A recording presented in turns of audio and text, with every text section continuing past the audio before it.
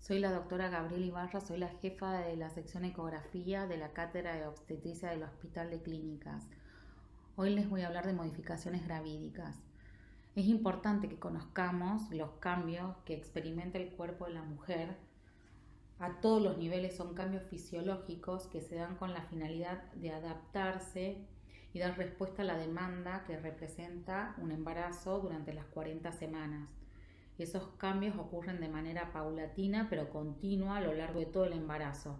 Son cambios cardiovasculares, digestivos, pulmonares, hematológicos, endocrinos y que se pueden relacionar con el desarrollo de algunos síntomas y signos y cambios en los parámetros de los análisis clínicos.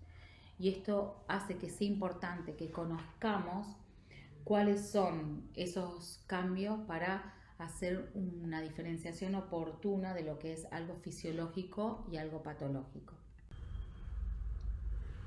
Comenzamos con las modificaciones generales. La actitud y marcha se modifican. La embarazada modifica el centro de gravedad con una lordosis lumbosacra de compensación, que antes se conocía como el orgullo de la embarazada, porque era la sensación de que la embarazada sacaba panza, pero eso lo hacía para modificar el centro de gravedad, además de la marcha de pato con los pies hacia afuera.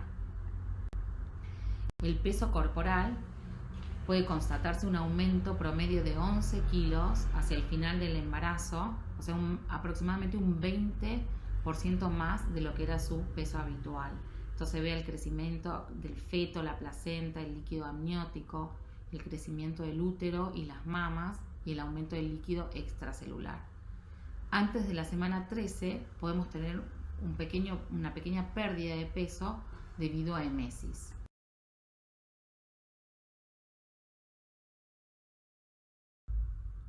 En cuanto a la temperatura corporal, puede haber un aumento térmico de 0,3 a 0,6 grados sobre la temperatura basal preovulatoria, porque hay una fase progestacional prolongada durante el primer trimestre. En la segunda mitad del embarazo los valores de temperatura vuelven a los valores normales. La piel puede presentar una pigmentación acentuada en la cara, en ese caso se llama cloasma, alrededor de areola y pezón, en la línea media abdominal y genitales externos. Desaparecen o disminuyen después del parto y se deben al aumento de la hormona melanocito estimulante por acción de la progesterona. Pueden aparecer estrías, que en caso de estrías nuevas se presentan rosas y congestivas, y si son blancas nacaradas son estrías previas. Se deben al desgarro de las fibras de la dermis por sobredistensión, y hay factores endocrinos coadyuvantes, el aumento de los corticoides. Una recomendación que le tenemos que dar a la embarazada es que el aumento de peso sea progresivo y dentro de los parámetros normales.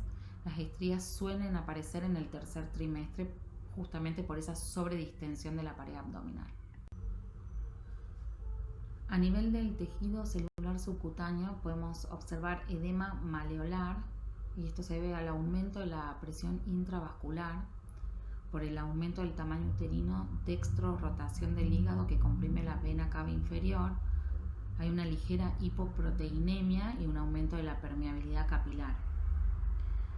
También en el embarazo, el umbral de estimulación para receptores de la hormona antidiurética se ve disminuido. Eso, sumado a la ligera hipoproteinemia, que favorece la extravasación de líquidos en los lechos capilares, y la vasodilatación vascular venosa, favorece la presencia de edema leve, en especial en los miembros inferiores. Y también observamos acumulación de tejido graso en preparación para la lactancia. A nivel hematológico, aumenta la masa eritrocitaria, pero el volumen plasmático aumenta proporcionalmente más y podemos observar hemodilución, con disminución de la hemoglobina aproximadamente de 2 a 3 gramos por decilitro y caída del hematocrito. El tamaño de los eritrocitos aumenta por acción de la eritropoyetina, que al estimular la producción de eritrocitos favorece la presencia de formas eritrocitarias más jóvenes que son más grandes que el eritrocito maduro. Podemos diferenciar una anemia por deficiencia de hierro de la anemia fisiológica evaluando los volúmenes eritrocitarios relacionados con el contenido de hemoglobina. Esto es la hemoglobina corpuscular media, que no se modifica en el embarazo normal, mientras que en la anemia por deficiencia de hierro todos los volúmenes eritrocitarios se ven disminuidos y vemos una anemia microcítica hipocrómica. En el laboratorio podemos observar una leucocitosis leve que se acentúa durante el parto y el puerperio inmediato, así como una trombocitopenia leve por la misma hemodilución de la que estuvimos hablando. Los reactantes de fase aguda, fibrinógeno y eritro, están aumentados y pierden valor. En cuanto a la coagulación, aumentan la mayoría de los factores de la coagulación, favoreciendo la hipercoagulabilidad que garantiza una rápida hemostasia al momento del parto. Aumentan los factores 7, 8, 10, 12, el factor de von Willebrand, que es el que se une al factor 8 para darle estabilidad, y el fibrinógeno. Todo esto por efecto de síntesis proteica a nivel hepático, producido por los niveles elevados de estrógeno. El tiempo de protrombina no se altera y los niveles de anticoagulantes naturales, especialmente la proteína S, disminuyen. Como dijimos, todo esto en proceso de preparación por una correcta hemostasia al momento del parto. Uno de los cambios más significativos del embarazo ocurre a nivel cardiovascular, en particular el volumen sanguíneo, que se incrementa significativamente. Este aumento se inicia alrededor de la semana 6 y alcanza un volumen máximo en la semana 32 de embarazo. La cantidad de sangre enviada hacia el útero o la placenta consiste en un 25% del gasto cardíaco. La irrigación hacia piel, riñones, glándulas mamarias también aumenta significativamente. A nivel cardíaco existe un aumento del gasto cardíaco y este incremento llega a ser de hasta 50% entre la semana 16 y 20 del embarazo. Se debe a varios factores, como ser el aumento del volumen plasmático que aumenta la precarga, o sea, el retorno venoso, y por lo tanto el volumen de eyección del ventrículo izquierdo. Esto, sumado al incremento de la frecuencia cardíaca y a la disminución de las resistencias vasculares periféricas, que son la poscarga, contribuyen al aumento del gasto cardíaco. La frecuencia cardíaca materna aumenta, se mantiene constante en el tercer trimestre, durante el cual alcanza un aumento de aproximadamente 12 a 20 latidos por minuto con respecto a los valores previos. La presión arterial disminuye de manera paulatina hasta llegar a su punto más bajo entre la semana 16 y 20 y a partir del último trimestre comienza a subir hasta llegar a cifras cercanas a las previas del embarazo. La disminución de la presión arterial involucra tanto a la sistólica como a la diastólica, pero la disminución a nivel de la presión arterial diastólica es mayor. Esta disminución de la presión arterial tiene que ver con la reducción de las resistencias vasculares periféricas, lo que está mediado por el aumento del óxido nítrico a nivel endotelial, y también al efecto de la hormona relaxina y progesterona, que disminuye el tono del músculo liso en el lecho vascular, tanto arterial como venoso. También durante la auscultación cardíaca podemos escuchar un tercer ruido que está relacionado al incremento del espesor de las paredes ventriculares. En las etapas avanzadas del embarazo, el útero grávido en posición supina puede causar una compresión de la vena cava inferior, causando una disminución del retorno venoso al corazón, resultando en síntomas como náuseas, mareo e incluso se puede llegar al síncope. Se conoce como el síndrome de hipotensión supina y los síntomas se resuelven rápidamente colocando a la paciente en decúbito lateral izquierdo. Durante la evaluación cardiovascular podemos detectar soplos sistólicos que se consideran fisiológicos. Los soplos diastólicos no son fisiológicos durante el embarazo y deben evaluarse.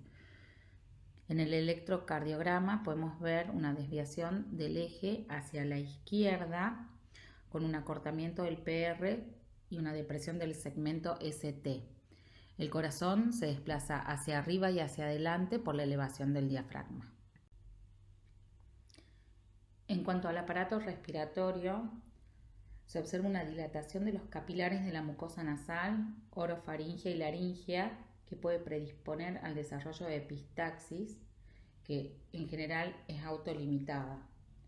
La frecuencia ventilatoria aumenta en 1 o 2 ventilaciones por minuto y el volumen respiratorio por minuto aumenta de un 40 a un 50% por el incremento del volumen corriente, lo que se traduce en una hiperventilación. Con la elevación del diafragma, el tipo respiratorio que va a predominar es el costal sobre el abdominal.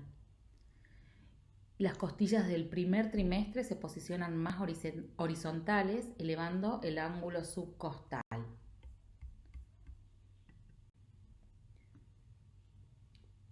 Al inicio del embarazo, el volumen de reserva inspiratoria, que es el volumen adicional que podemos inspirar por encima del volumen corriente, se reduce, ya que el volumen corriente, que es el volumen que se inspira y se expira en una ventilación tranquila y normal, aumenta.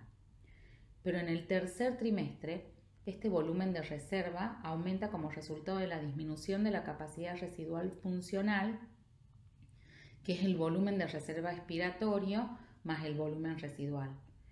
En el embarazo avanzado, el crecimiento del útero produce un importante ascenso diafragmático que condiciona una disminución de la capacidad residual funcional y la capacidad pulmonar total. Aún así, por el aumento de la circunferencia torácica entre 5 y 7 centímetros y la relajación de los músculos intercostales, y debido a la relajación del músculo liso bronquial, la capacidad vital permanece sin cambios. Acá vemos que la capacidad pulmonar total no se ve alterada. Durante el embarazo, los riñones aumentan su tamaño aproximadamente un 30% por el aumento del volumen vascular e intersticial. Aumenta tanto el flujo plasmático renal como la tasa de filtrado glomerular. Y esto se traduce en la disminución de concentraciones séricas de creatinina y urea. El umbral de estimulación para receptores de la hormona antidiurética, como dijimos antes, se ve disminuido y esto favorece un leve edema, especialmente en miembros inferiores.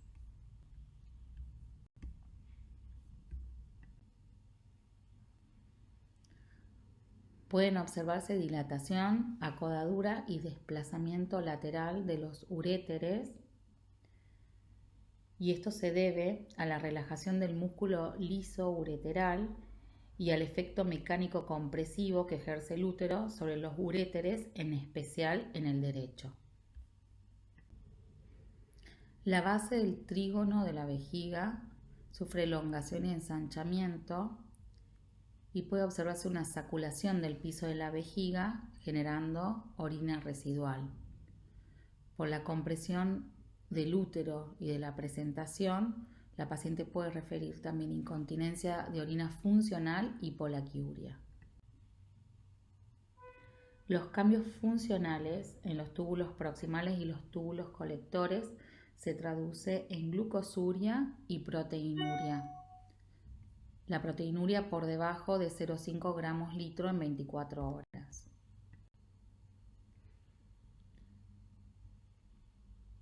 La paciente también puede tener alteraciones orgánicas como gingivitis a nivel de la boca y alteraciones funcionales que puede ser la hipersecreción salival, tialismo, cialorrea, que afecta especialmente a aquellas pacientes que tienen emesis e hiperemesis. El estómago se desplaza hacia arriba con un aumento de la presión intraabdominal y la reducción del tono del esfínter esofágico inferior más la gastroparesia favorecen el desarrollo del reflujo gastroesofágico, pirosis, náuseas y vómitos. Y por efecto hormonal de relajación del músculo intestinal, la paciente también puede presentar estreñimiento. El aumento del volumen uterino desplaza el estómago hacia arriba. La máxima desviación se da en la semana 32-34, cuando el píloro se encuentra casi en el flanco derecho. Disminuye el tono estomacal y disminuye la motilidad gástrica con un enlentecimiento del vaciado gástrico. El efecto hormonal de relajación del músculo liso intestinal también predispone al desarrollo de estreñimiento y de extensión abdominal. La constipación sumada a la ectasia de las venas hemorroidales por la compresión uterina y el aumento de la presión intraabdominal favorece el desarrollo de hemorroides. Pica es la ingesta de sustancias no alimenticias. Es muy común que la paciente nos refiera náuseas, algunas pueden tener vómitos, los matutinos que se llaman pituitas, y tenemos que diferenciar la emesis de la hiperemesis, porque la emesis no presenta deterioro del estado general. La paciente con hiperemesis va a tener un deterioro del estado general.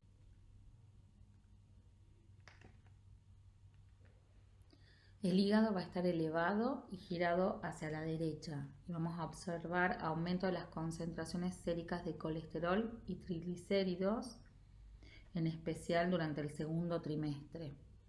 La bilirrubina se mantiene en niveles normales. La GOT y GPT pueden estar discretamente disminuidas y hay una disminución de la albúmina. Como cambio a nivel endocrino, la hipófisis incrementa 3 veces su tamaño, principalmente como consecuencia de hipertrofia e hiperplasia de las células que producen prolactina, o sea, las lactótropas, en el lóbulo anterior. Estas células aumentan la producción de prolactina a medida que el embarazo progresa, a fin de preparar las glándulas mamarias para la lactancia. A la hipófisis le puede llevar incluso 6 meses regresar a su tamaño normal. El embarazo normal es un estado de hipercortisolismo fisiológico por la producción placentaria de ACTH y de CRH, que es la corticotropina. A pesar de este aumento de cortisol, este continúa mostrando las variaciones circadianas habituales. Este aumento de cortisol hace más complicado el diagnóstico de estados de aumento, como el Cushing o deficiencia, que es el Addison, de cortisol, por lo cual se debe hacer una evaluación más extensa y no solo basada en los niveles absolutos de cortisol en sangre en los casos que se sospechen estas patologías.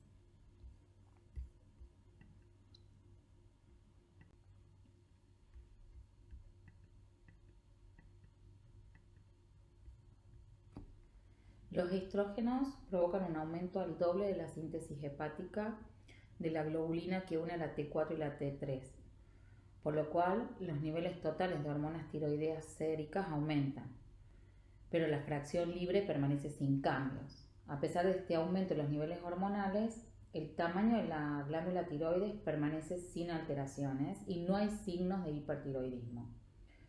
La TSH por parte de la hipófisis anterior disminuye transitoriamente en el primer trimestre como resultado de los niveles aumentados de la HCG, que tiene una estructura muy similar a la de la TSH, con lo cual se produce una retroalimentación negativa.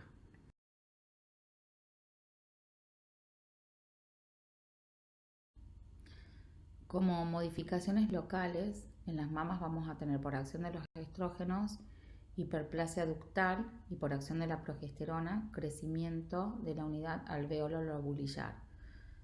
Ya habíamos hablado de la hiperpigmentación de areola y pezón, pueden aparecer estrías por el aumento del volumen mamario con sobredistensión brusca de la piel.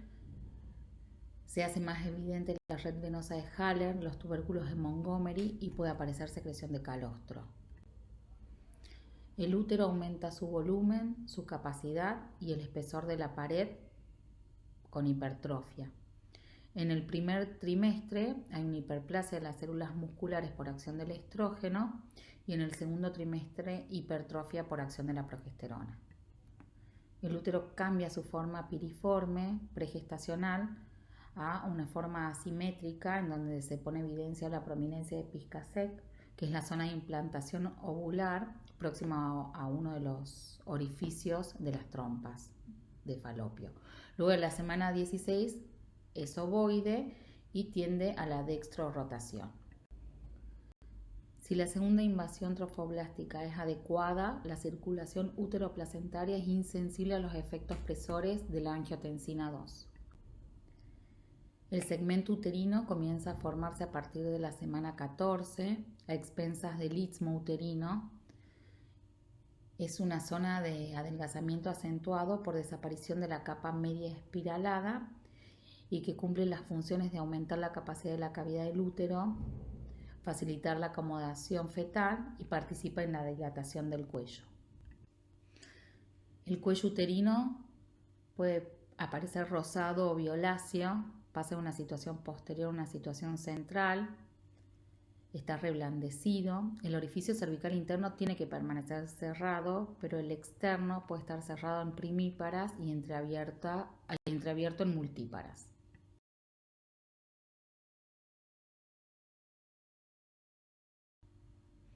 En vagina y perinea hay un aumento de la vascularización e hiperemia en piel y músculos de perinea y vulva. El pH es ácido y hay un aumento del grosor de la mucosa vaginal, relajación del tejido conectivo e hipertrofia del músculo liso. Como les dije al comienzo de la clase, la importancia de conocer los principales cambios que experimenta la fisiología de la mujer durante el embarazo radica en la oportuna y adecuada diferenciación entre lo que es un estado fisiológico y un estado patológico. Muchas gracias.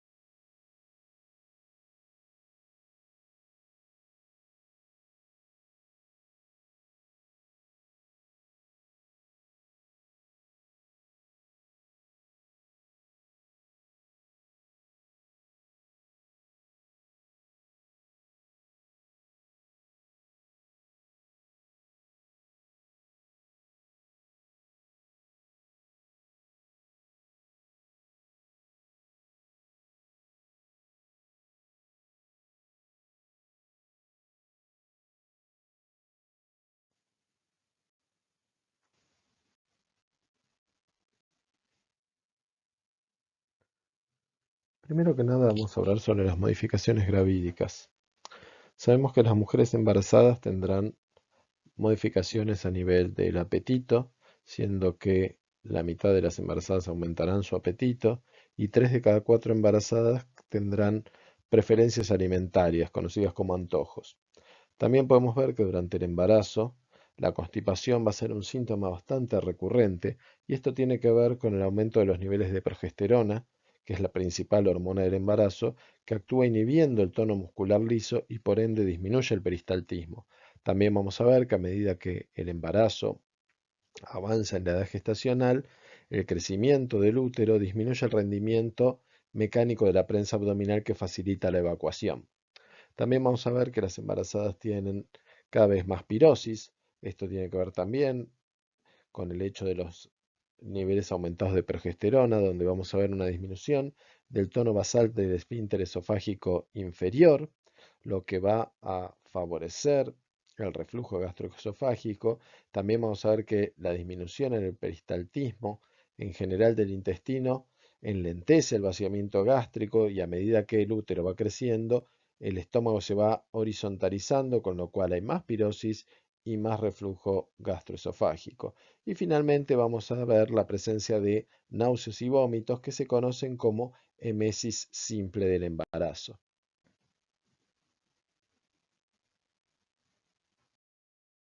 Como podemos ver, la emesis simple del embarazo tiene una altísima prevalencia. Fíjense que entre 5 y 8 de cada 10 embarazadas van a tener estas náuseas y vómitos del embarazo, que en general el comienzo se da este, entre la quinta y sexta semana, ¿sí? Cuando aparece la menorrea al poco tiempo, el pico sintomático será a las 9 semanas y la desaparición de los síntomas será una vez finalizado el primer trimestre entre las 16 y 18 semanas. Lo que también tenemos que tener en cuenta es que entre un 15 y un 20% de las embarazadas pueden tener meses simple hasta el tercer trimestre y una pequeña cantidad incluso hasta la finalización del embarazo.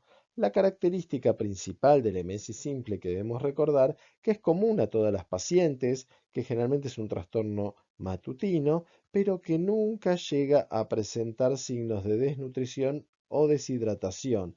Es decir, nuestra paciente puede estar molesta, puede estar incómoda, puede incluso no aumentar de peso durante el primer trimestre, pero en general no va a estar ni desnutrida ni deshidratada. Si esto llegara a ocurrir de alguna forma, estaríamos en presencia de una exacerbación y una entidad patológica que se conoce como hiperemesis gravídica.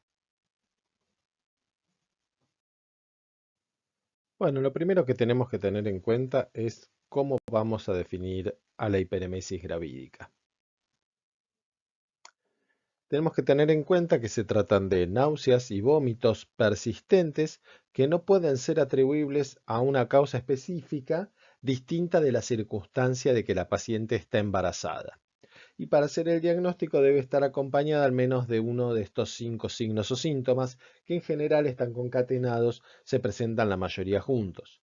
Estos son la pérdida de peso mayor al 5% del peso previo al embarazo, la presencia de trastornos hidroelectrolíticos, la presencia de trastornos ácido-base, la deshidratación y o la cetonuria. Lo que vamos a ver es que la prevalencia, mejor dicho, es bastante baja de la hiperemesis gravídica. Fíjense que antes estamos hablando de un 50 a un 80% y ahora estamos hablando aproximadamente de entre un 0,5 a un 2%, un 1% en promedio, ¿sí? Lo que debemos aclarar es que hoy en día la mortalidad por hiperemesis gravídica es muy infrecuente y esto se debe a que, existiendo la posibilidad de acceder al sistema de salud, es raro que una paciente no pueda ser atendida y se complique al punto de llegar a la muerte. Respecto de cuál es la etiología que tiene, lo que podemos decir hoy es que la hiperemesis gravídica se encuentra asociada a múltiples factores, pero su etiología primaria aún es incierta. Hay varias teorías que hablan sobre el origen de la hiperemesis gravídica, quizás una que podríamos denominar psicológica, un poco más alejada de lo que es el pensamiento científico más duro, hace alusión a la posibilidad de ciertos trastornos psicológicos, somáticos, conversivos o desadaptativos respecto del embarazo y que esta pudiera ser una raíz. Si bien esta teoría parece un poco alejada, la realidad es que en la práctica el tratamiento psicológico, la asistencia psicológica a estas pacientes tiene un impacto muy importante en la resolución sintomática. Luego podemos tener lo que denominaríamos una teoría hormonal o biológica, la presencia de altos valores de beta-HCG. Se relaciona mucho con la aparición de hiperemesis gravídica. De hecho, las pacientes que presentan un embarazo gemelar, una enfermedad trofoblástica gestacional, que ambos cursan con altos valores beta-HCG, tienen mayor incidencia de hiperemesis gravídica.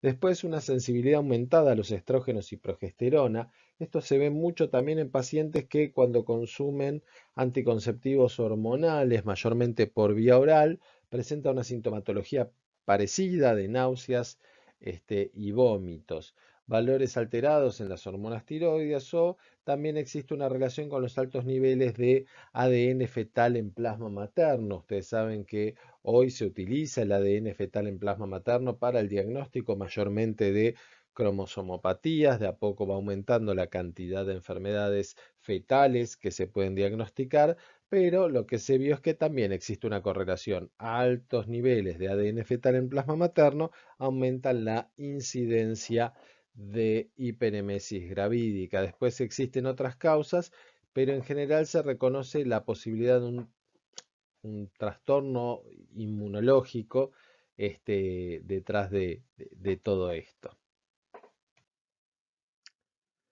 Cuando hablamos de la fisiopatogenia, lo que debemos tener en cuenta es que las náuseas y vómitos, por un lado, conducirán a la falta del aporte de líquidos, que llevarán a la deshidratación de la paciente. Por el otro lado, la falta de aporte calórico llevará a un consumo de las reservas, la producción de cuerpos cetónicos de manera excesiva, y los cuerpos cetónicos asociados a la deshidratación llevarán a la paciente a una acidosis metabólica.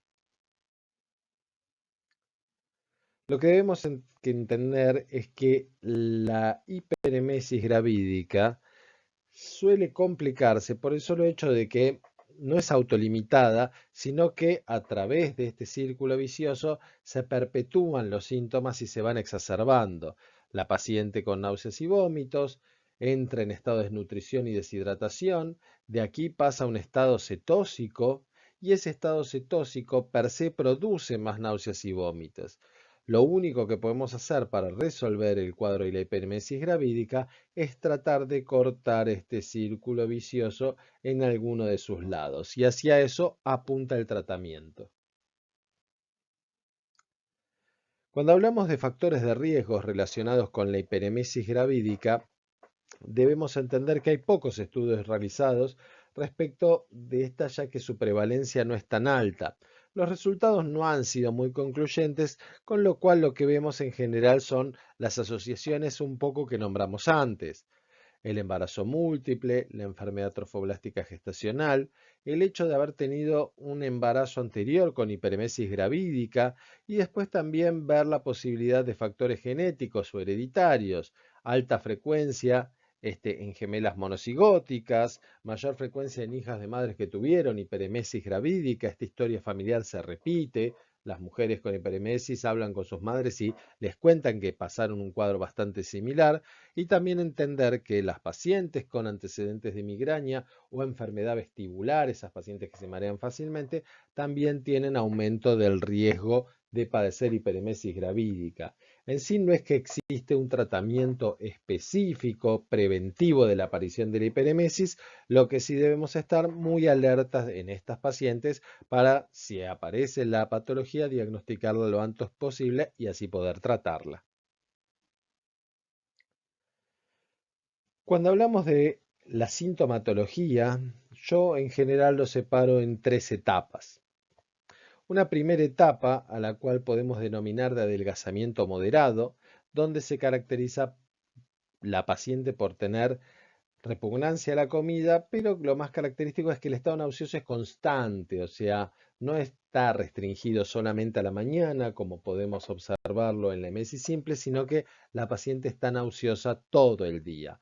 Hay vómitos asociados a distintos disparadores. Las embarazadas son muy sensibles a fuertes olores, ruidos. Acá los disparadores pueden ser de distinto tipo, incluso psicológicos. Vemos que la paciente va a tener cialorrea, hay estreñimiento, hay epigastralgia, pero acá debemos hacer una aclaración.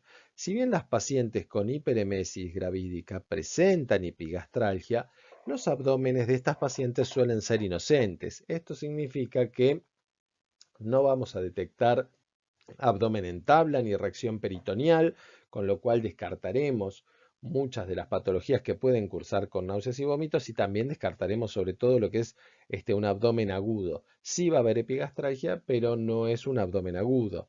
La característica de esta primera etapa de adelgazamiento moderado radica en que la deshidratación es leve y la pérdida de peso ronda entre 100 y 500 gramos día, ¿sí? Esta etapa la mayoría de las pacientes la atraviesa en su casa porque asume que lo que está viviendo es parte de la sintomatología habitual del embarazo. Salvo que el médico pregunte puntualmente en la consulta, es raro que la mujer se queje de esto, ya que asume que los vómitos que padece son los vómitos típicos de la emesis simple del embarazo. Una segunda etapa, que la podemos denominar de adelgazamiento severo, se caracteriza por el hecho de que ya los vómitos son abundantes y hay gran pérdida de minerales. La paciente está decaída, está asténica, puede aparecer ya el aliento cetónico, más raramente, si uno hace un electro, alguna modificación por aparición de hipocalemia o neuralgias periféricas o polineuropatías también por déficit de vitamina B1 o B6, de tiamina y de piridoxina. La característica diferencial, más allá de esto, respecto de la etapa anterior, es que la pérdida de peso ya es mayor a los 500 gramos día y la deshidratación es moderada, ¿sí? Acá lo que podemos ver es que la paciente puede presentarse taquicárdica, con hipotensión, con oliguria, rara vez con hipotermia, pero vemos una paciente desmejorada que generalmente es traída por su familia a la guardia porque ya lleva varios días de astenia, cansancio, le está costando mucho hidratarse o alimentarse y por eso recurre al sistema de salud. La tercera y última etapa, la cual se denomina irreversible, hace alusión al agravamiento de todos los signos y síntomas que presenta la paciente. Básicamente una paciente que está chocada, hipotensa, anúrica, taquicárdica, donde la desnutrición y la deshidratación ya son severos y donde si no se actúa rápidamente el óbito materno es una posibilidad. Como dijimos antes, en general hoy, mientras exista la posibilidad de asistir al sistema de salud y que tenga una terapia inicial, esto se puede llegar a evitar. El diagnóstico de esta patología es esencialmente clínico. Básicamente hay que descartar otras entidades que puedan cursar con náuseas y vómitos, que vamos a ver en la próxima diapositiva, y podemos realizar estudios complementarios. Los estudios complementarios no siempre hacen diagnósticos, sino que muchas veces lo que nos permiten es estimar cuál es la gravedad del cuadro. Desde un punto de vista diagnóstico, una ecografía abdominal y ginecológica nos va a aclarar sobre la posibilidad de otras entidades que produzcan náuseas y vómitos. Hay que solicitarlo frente a una sospecha de hiperemesis gravídica. Y desde el punto de vista del laboratorio, lo que vamos a poder encontrar es alteraciones en el estado ácido-base, en las cuales cuando los cuadros son moderados por la pérdida de ácido clorhídrico fundamentalmente, vamos a tener una ligera alcalosis, y cuando el cuadro se vuelve más severo, aparecerá la clásica acidosis. En el ionograma lo que vamos a observar es la disminución del sodio, potasio y el cloro, en tanto que el hematocrito se va a encontrar aumentado, es decir, va a haber una hemoconcentración producto de la deshidratación que posee la paciente. A nivel del hepatograma, vamos a ver que existe un aumento de transaminasas, pero no en los niveles esperables, por ejemplo, para una hepatitis. Lo más común es que las transaminasas aumenten, pero no lleguen a duplicar su valor, ¿sí? es lo que se conoce como un toque hepático. También vamos a ver que existe un aumento de la bilirrubina, como dijimos antes, no en valores muy elevados, y lo mismo ocurre con el aumento de amilasa y lipasa. No va a ser en los niveles que uno podría esperar para una pancreatitis, que también se encuentra dentro de los diagnósticos diferenciales para esta patología. Entonces, cuando nos referimos a los diagnósticos diferenciales, debemos entender que la hiperemesis gravídica es un diagnóstico de exclusión. Tener en cuenta que es muy poco probable que la hiperemesis gravídica aparezca después de la 10ª semana de edad gestacional. Si esto es así, deberíamos pensar primero en cualquier otra patología. Obviamente, cuando hablamos de esas patologías, tenemos que entender que la embarazada puede cursar con cualquier patología, al igual que una mujer no embarazada de su edad. Entonces debemos tener en cuenta todos aquellos diagnósticos diferenciales, por ejemplo, desde el aparato gastrointestinal, que serán todos, o sea, debemos pensar en la posibilidad de una esofagitis, un reflujo gastroesofágico, una gastritis, duodenitis, colelitiasis, colecistitis, apendicitis. En general es bastante fácil hacer el diagnóstico diferencial desde el punto de vista clínico, cuando ya dijimos que el abdomen en general suele ser bastante inocente, el abdomen de las pacientes con hiperemesis gravídica, con lo cual un examen del abdomen de la paciente y una anamnesis un poco más profunda podrán descartar la gran mayoría de los potenciales diagnósticos. Desde el punto de vista del aparato genitourinario, descartar una infección urinaria alta, que en general cursan con puño-percusión lumbar positiva, o por ejemplo una torsión de ovario, pero las torsiones de ovario generalmente tienen mucho dolor, cosa que no se ve en la hiperemesis gravídica. Obviamente debemos descartar desórdenes metabólicos como ser una diabetes previa. Nunca debemos olvidar que para muchas pacientes el embarazo es el primer contacto con el sistema de salud en mucho tiempo y a veces hacemos diagnóstico de patología crónica pausisintomática y este podría ser uno de los casos. Descartar todo tipo de alteraciones neurológicas previas, sobre todo por el hecho de que la paciente con déficit en el aporte de vitamina B puede tener alguna neuropatía o neuropatías periféricas. Descartar obviamente la toxicidad de drogas y alimentarias, todo es una anamnesis, pero en general todo esto son cosas que en una consulta de guardia en 15 a 20 minutos hablando con la paciente y con los familiares podremos descartar la mayoría de los potenciales diagnósticos para finalmente poder arribar al diagnóstico de hiperemesis gravídica. Cuando hablamos de las complicaciones relacionadas a esta patología, debemos decir que a nivel fetal podemos encontrar la aparición de crecimiento intrauterino restringido, pero eso solo lo veremos en cuadros muy severos que se prolongan en el tiempo.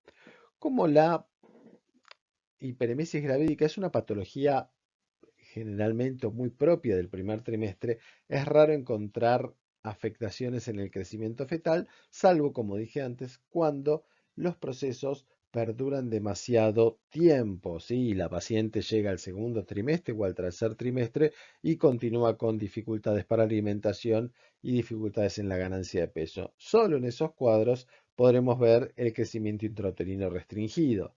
Respecto de las complicaciones maternas, como dijimos antes, el déficit de tiamina podrá cursar con encefalopatía de Wernicke, el déficit de piridoxina con neuropatía periférica y dependiendo de la intensidad y la frecuencia de los vómitos que presente la paciente, podrán haber desgarros de Mallory Weiss, roturas esofágicas y después otras complicaciones como alteraciones en la coagulación por déficit de vitamina K y demás.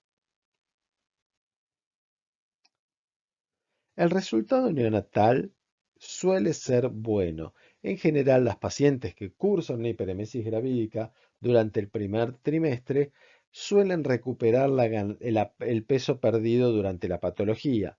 Entonces, cuando la ganancia del peso al final del embarazo, ¿sí?, es normal, es decir, para una paciente percentilo 50, la paciente logró ganar entre 11 y 16 kilos respecto de su peso previo al embarazo, en esos casos no vamos a ver ningún tipo de alteración en el resultado neonatal. Sí veremos un bajo peso para la edad gestacional en aquellas pacientes cuyos fetos cursan con una restricción del crecimiento, como dijimos antes, en los cuadros severos o que perduran mucho en el tiempo. Se puede aclarar que no se ha reportado un aumento en los riesgos de defectos congénitos, y esto no es porque pensemos que la patología per se pueda producir un defecto congénito, pero siempre que se habla de patologías del primer trimestre debemos aclarar esto.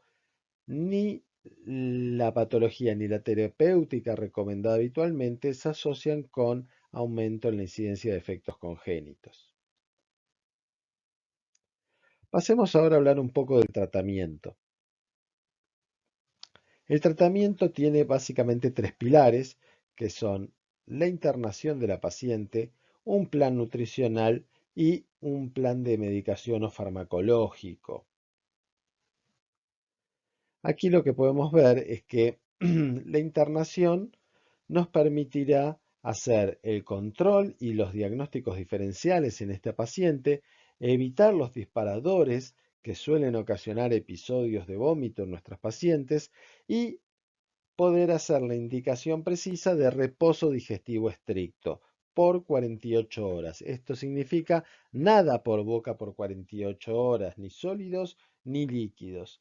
Además, durante la internación aprovecharemos para realizar las interconsultas con los servicios de nutrición y psiquiatría que, como vimos antes, son de fundamental importancia para el manejo de esta paciente y para mejorar el cuadro. El plan de soporte nutricional, ¿sí? El segundo pilar de nuestro tratamiento, viene a tratar de romper con este círculo vicioso. Como dijimos antes, la patología para poder ser atacada debe romperse este círculo vicioso. La idea es actuar sobre esto que es la cetosis y tratar de cortar la cetosis. Este corte en la cetosis se realiza a través de el hecho de proveer un aporte calórico adecuado, ¿sí? La base del tratamiento para cortar la cetosis es darle dextrosa, ¿sí? Hay que darle hidrato de carbono, hay que darle dextrosa para que lo metabolice rápidamente y poder sacar a la paciente de esta cetosis que deje de producir cuerpos cetónicos a partir de grasa. Entonces, el plan de soporte nutricional siempre arranca con una base de dextrosa. Aparte le sumaremos un aporte vitamínico, en general se suplementarán las vitaminas deficitarias, pero se suele dar un complejo multivitamínico.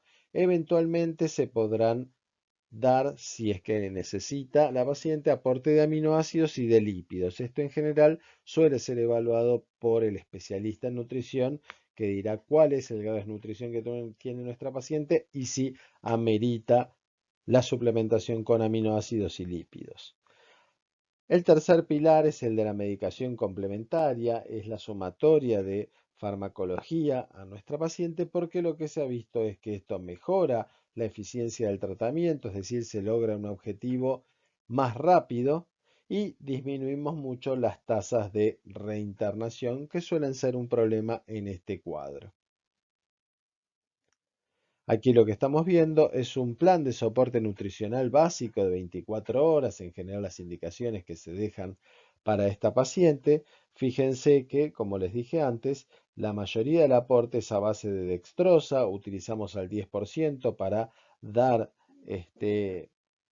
más cantidad de calorías, pero como verán se le suma cloruro de potasio, cloruro de sodio, fosfato de potasio, gluconato de calcio, sulfato de magnesio, el multivitamínico, y esto se da por una sola vía periférica. Si debemos dar aminoácidos, podemos agregar una segunda vía periférica. Acá lo que podemos ver es cuál es el resumen del aporte que recibe la paciente. Fíjense que el aporte hídrico total, si le ponemos dos vías, será de 3,5 litros de líquidos por día y el aporte calórico será de 1100 kilocalorías. Como podemos ver, 1100 kilocalorías no es un aporte suficiente para una paciente embarazada, pero no se olviden que 1800 kilocalorías es lo recomendado para una paciente que se encuentra en actividad. En el caso de nuestra paciente que está en reposo, esto puede ser suficiente, pero tenemos que tener ciertas consideraciones respecto de este plan. Como dijimos recién, para una paciente en reposo con bajo gasto calórico, este puede ser un tratamiento suficiente, pero debe ser un plan corto de soporte. Si transcurridos 4 o 5 días la paciente no mejora, probablemente deberemos intentar alguna otra vía para aumentar el aporte calórico. En este caso debemos pensar que la utilización de una vía central puede ser lo más adecuado o de una sonda para alimentación nasoenteral. Pero en general la sonda nasoenteral suele ser bastante incómoda para el paciente y la vía central eventualmente puede tener más complicaciones y más graves. Por lo tanto, la utilización de vías periféricas para un plan corto de soporte, evaluándolo desde el punto de vista riesgo-beneficio, suele ser más que aceptable y es el tratamiento estándar. La medicación suplementaria se basa en la utilización de proquinéticos como lo es la metoclopramida, el Reliberan del mercado. En aquellas pacientes que no responden, de segunda línea se puede utilizar el ondansetron, es un antiemético central y lo que tiene es que inhibe los vómitos, pero no así el estado nauseoso. Es una medicación de segunda línea generalmente. Sí o sí le vamos a dar a todas las pacientes, aparte de la metoclopramida, la tiamina, que tiene un efecto para recomponer el déficit de tiamina y también tiene un efecto antiemético.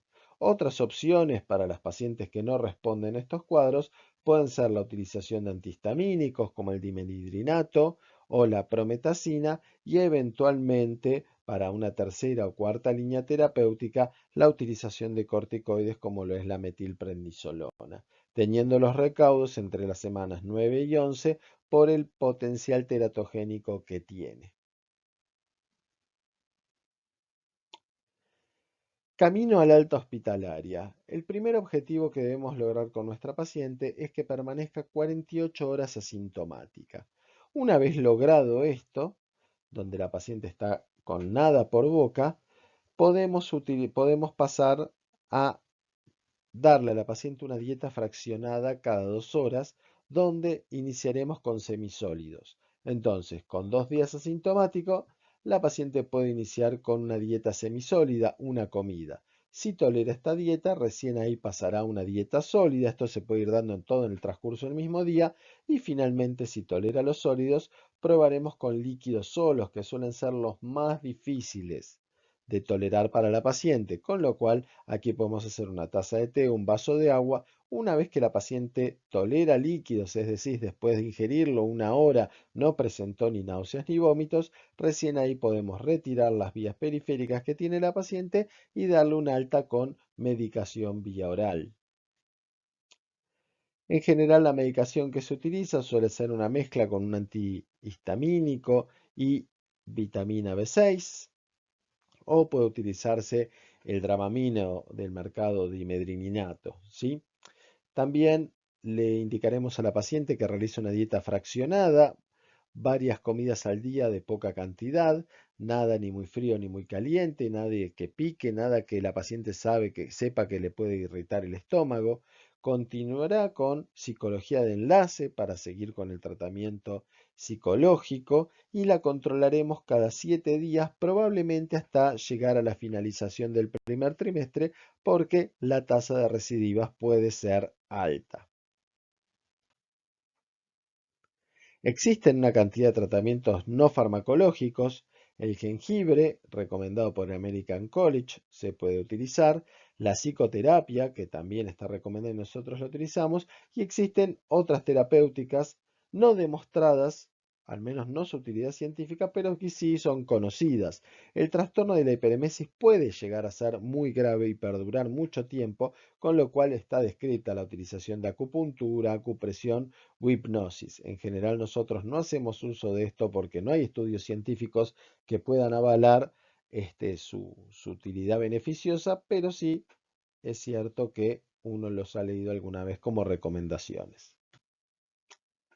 Esto es solamente para que tengan una idea de cuáles son las indicaciones que se le dejan a enfermería, por ejemplo, ¿sí? Donde utilizamos un proquinético, utilizamos el ondansetron de rescate.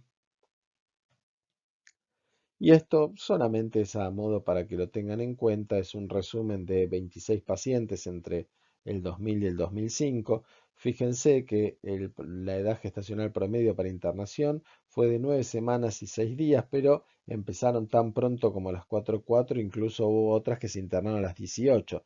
Recordemos que estas son edad gestacional al momento de la internación. Fíjense que el comienzo de los síntomas en promedio fue alrededor de las 7 semanas.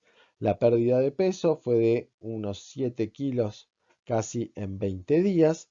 Vemos que casi la mitad de las pacientes tuvo el ionograma y el hepatograma alterado, pero sin embargo vemos que aplicando este tipo de terapéutica, las pacientes controlaron los síntomas en 2,8 días, donde el 60% no tuvo más síntomas en las primeras 24 horas y un 80% en las primeras 48 horas. En general, los días de internación fueron 4 en promedio y hubo una tasa de recidivas de entre el 10 y el 15%. Muchas gracias.